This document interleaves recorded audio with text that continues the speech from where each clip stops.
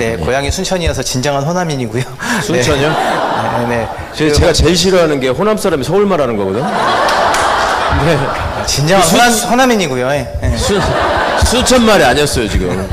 네, 네, 오늘 최강욱 작가님 너무 귀한 강연에 초대해 주셔서 감사드리고요. 감사합니다. 저는 질문이 그 정치와 우리 자녀 교육 관련돼 가지고 우리 아이들에게 좀 줄 수 있는 메시지에 대한 질문을 조금 드리려고 하는 거거든요.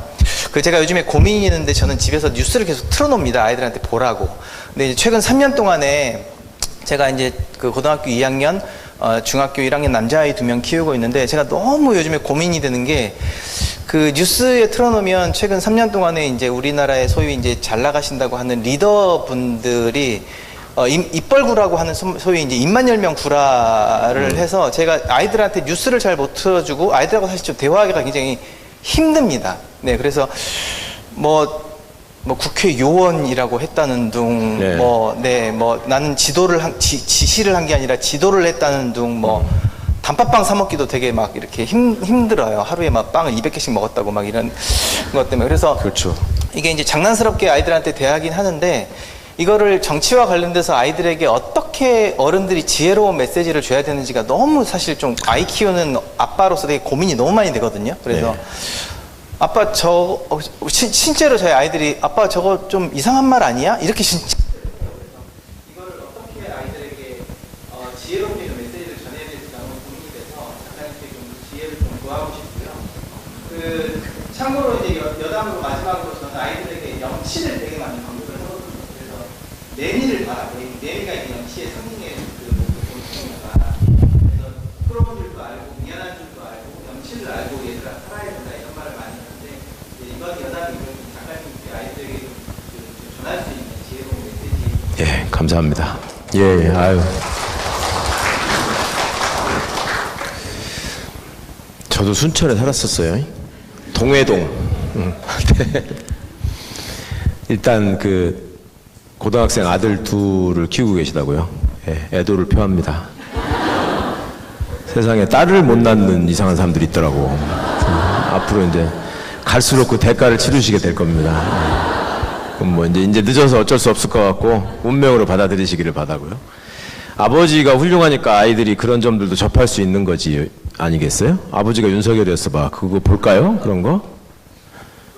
그러니까 뭔가 이렇게 아이들과의 관계, 아이들과의 대화 이런 것들을 하실 수 있다는 것 자체가 저는 되게 좋은 아빠실 거다라는 생각이 들었고 시간이 되면 제가 제 친구 사례를 하나 말씀드리고 싶은데 이따가 시간이 혹시 남게 되면 참 가슴 아픈 일도 제가 겪고 했는데 어떻든 어른들로서 참 부끄러운 시대 같기도 해요. 저희가 우리끼리는 개탄도 하고 웃기도 하고 비난도 하고 하지만 아이들이 볼 때 이 어른들의 모습이 뭘까 좀 너무 슬프잖아요. 보면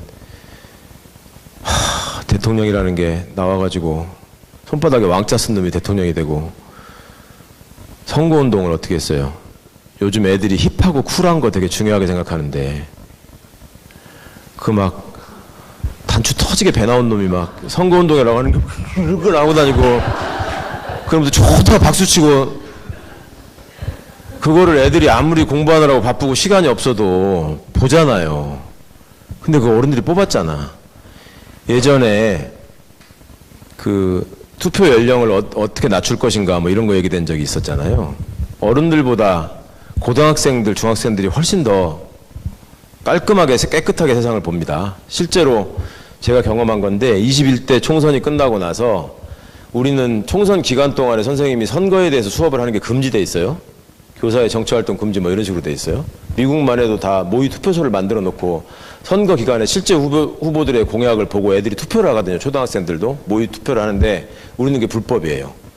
그러니까 끝나고 나서 저희 막내가 고등학교 다닐 때인데 학교 선생님이 집에 와 있는 선거 공보물을 다 들고 와라. 그래가지고 수업 시간에 그걸 놓고 그걸 쫙 읽어보고 공약이 제일 마음에 드는 정당에 니네가 비례 후보한테 투표한다고 생각을 하고 투표를 해봐라. 그렇게 했는데 열린민주당 1등이었어요. 고등학교 3학년 교실에서. 그러니까 우리 애는 아빠가 최강욱이라는 게 알려지는 게 세상에서 가장 두려운 애들이거든요. 그 방송에서 보셨는지 모르겠는데 우리 둘째가 친구를 만나가지고 밥을 먹는데 야, 너 조국이라고 알아? 그래서 네가 조국을 어떻게 알아? 걔가 세상 문제에 관심이 없는 애인데 물어보더래 우리 애한테. 조국이라고 알아? 그랬더니 그 조국이 되게 나쁜 사람이라는 거 알지 너? 그래서 대답을 안 했대. 그랬더니 근데 조국보다 더 나쁜 사람이 있대. 그래서 우리 아빠가 그러는데 조국보다 더 나쁜 놈이 있대. 그래서 그게 누군데? 그러니까 최강욱이라고. 이 싫어해요. 다시 말씀드리지만 제가 없는 얘기 절대 지어내지 않습니다. 그래가지고 우리 애가 엄마를 붙잡고 내가 이 상황에서 어떻게 해야 되는 거냐. 그래도 여러분은 그런 꼴은 안 당하시잖아요. 근데 이제 결국 그건 것 같습니다. 그 아이들은 부모를 보면서 자라는 거잖아요. 부모님이 어떤 모습을 보여주고 어떤 기준으로 어떤 현상을 어떻게 판단하냐 큰 영향을 미치는 것 같고요. 저는 개인적으로 깜짝 제가 저한테 놀랬던 게 예전에 이명박 때 광우병 관련 시위했잖아요. 그때 대학생들이 이제 이렇게 어떤 여학생 하나가 광우병 관련해서 항의 시위를 하다가 쫓겼어요, 경찰들한테. 쫓겨가지고 어디 이렇게 피할 데가 없으니까 그 찝차 옆에 가서 숨었어요. 근데 그게 경찰이 발견을 했어. 그러니까 이걸 때리는 거야. 이 여학생이었는데, 여대생이었는데. 그러니까 얘가 맞다가 어떻게 방법이 없으니까 이 차 밑으로 숨었어요. 응?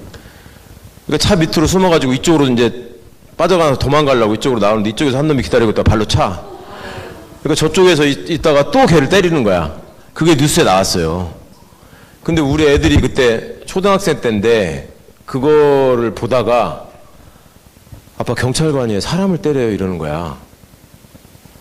근데 제가 그때 뭐라고 답을 했냐면 저것들은 원래 저런 놈들이야 이렇게 얘기했어요.